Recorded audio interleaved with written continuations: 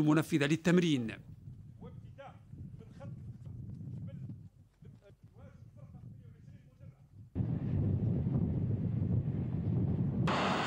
وبميدان الرمي والمناورات تابع الصيد الفريق أول عن كثب مجريات التمرين الذي نفذ ليلا في ظروف قريبة جدا من الواقع وفقا للخطة الموضوعة، وتماشيا مع الأهداف المسطرة والمتمثلة أساسا في تدريب القادة والأركانات على التحضير للأعمال القتالية الليلية وترسيخ خبراتهم في مجال إدارة الأعمال المخطط لها بغية تحقيق الانسجام والتنسيق والتعاون بين الوحدات والوحدات الفرعية المشاركة في مختلف مراحل المعركة، فضلا عن تمكين الأطقم من اكتساب المهارات أكثر في التحكم في العتاد ومنظومات الأسلحة الحديثة واختبار الجاهزية العملياتية ومدى القدرة على تنفيذ المهام القتالية الليلية المحتملة، الأمر الذي سمح دون شك بتقييم مؤهلات القيادات وأركانات اللواء ووحدات الدعم خلال كافة مراحل تحضير وإدارة وتنفيذ التمرين.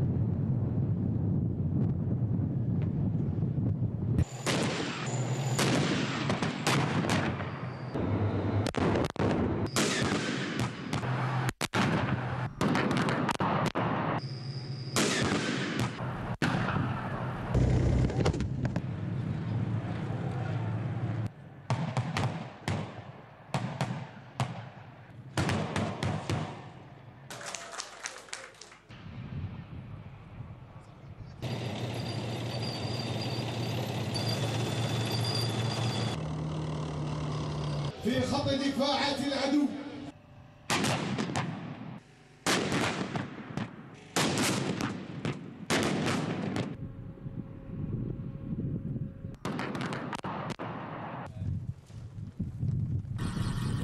تنفيذ هذا التمرين أكد بصورة جلية القدرة الكبيرة التي تتمتع بها الوحدات المشاركة في مجال التنفيذ الناجح للمهام المسندة، وهو ما يعد نجاحا آخر وثمرة من ثمار التحكم الجيد للأطقم في مختلف الأسلحة والمعدات الحديثة ذات التكنولوجية العالية، ويؤكد أيضا التطور والجاهزية والانسجام العملياتي الذي بلغته قواتنا المسلحة في مجال تنفيذ مثل هذه التمارين التكتيكية ذات المستوى العالي.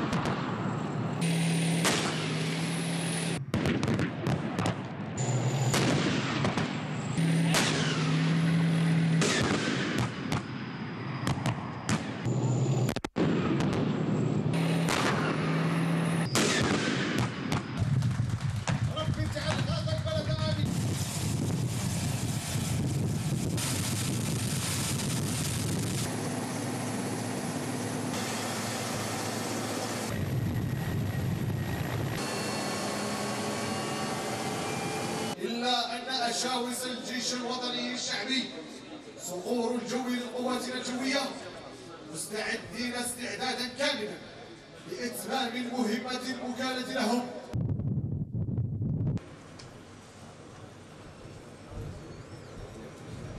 في نهاية التمرين قام السيد الفريق أول بتفتيش الوحدات المشاركة.